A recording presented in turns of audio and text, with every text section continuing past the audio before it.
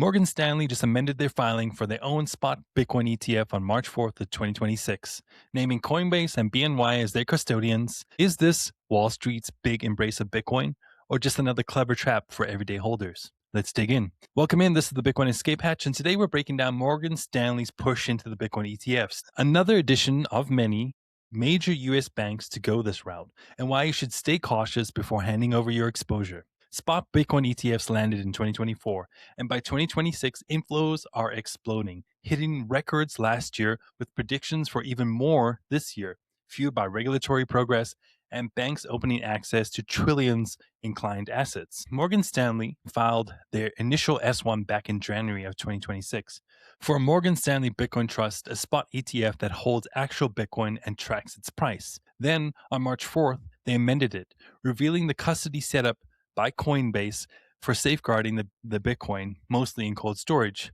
and BNY Mellon handling administration, transfers, and cash. Wealth managers at firms like Morgan Stanley, Bank of America, and Citi are now recommending 1 to 5% portfolio allocations through these products. This sounds super convenient, but there's a huge red flag. This is easy exposure right in your brokerage account.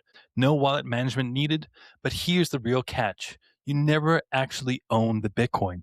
You own shares in a fund, no private keys, no direct control. Management fees will chip away at your gains. Management expenses, trading spreads, and more. Even worse, rehypothecation risks. Custodians could lend out or reuse your Bitcoin as collateral without full transparency. I see ETFs as huge centralization red flags. Bitcoin wasn't invented for Wall Street to wrap them up in another ETF wrapper to make money off of you. Bitcoin was invented for you to take self-custody in your cold storage as a big FU to these banks.